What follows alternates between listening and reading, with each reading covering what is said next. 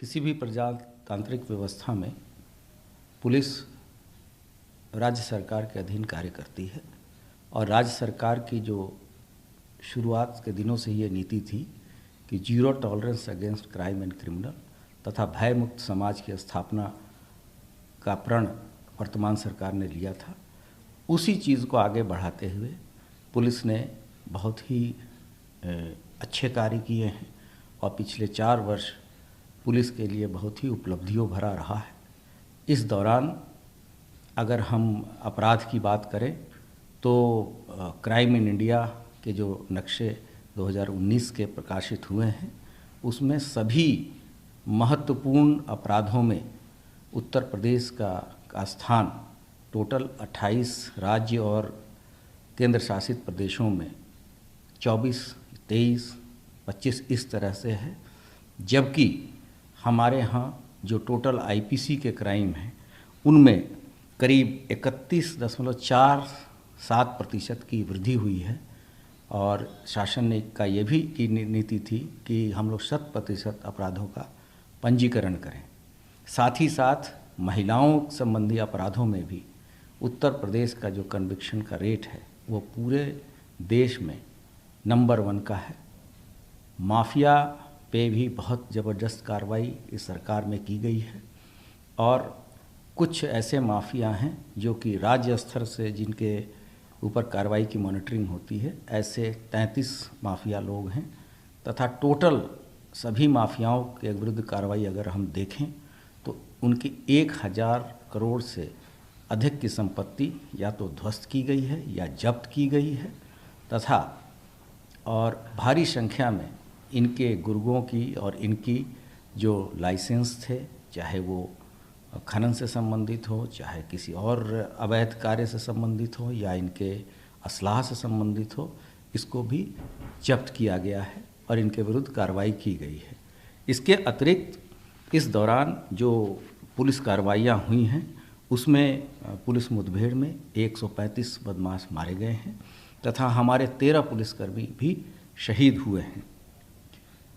इसके अतिरिक्त 3055 अपराधी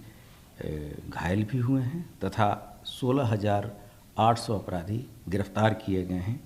पुलिस के भी हमारे 1093 कर्मी घायल हुए हैं। इस कार्रवाई के दौरान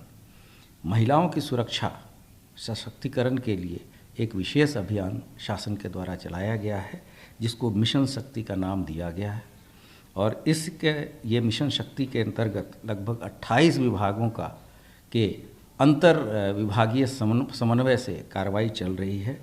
इसमें सेफ सिटी परियोजना के तहत लखनऊ में पिंक बूथ तथा पिंक शौचालयों का निर्माण कराया गया है।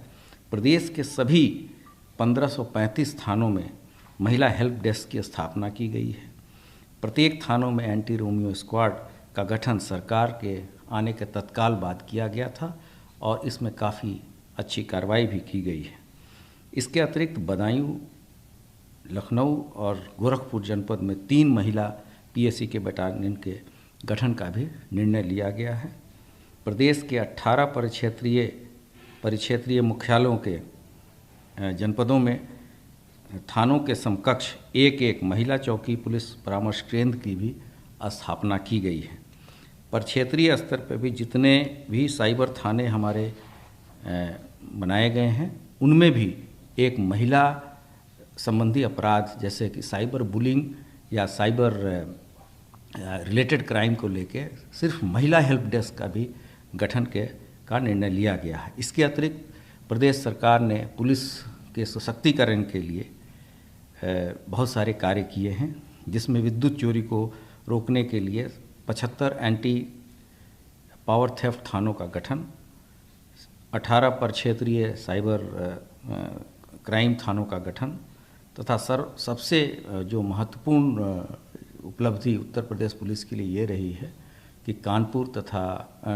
लखनऊ और गौतम बुद्ध नगर में पुलिस कमिश्नरी की स्थापना की गई है। इसके अतिरिक्त राज्य के महत्वपूर्ण प्रतिष्ठानों की सुरक्षा के लिए एक अलग से एसएसएफ फोर्स का गठन किया गया है और इस दौरान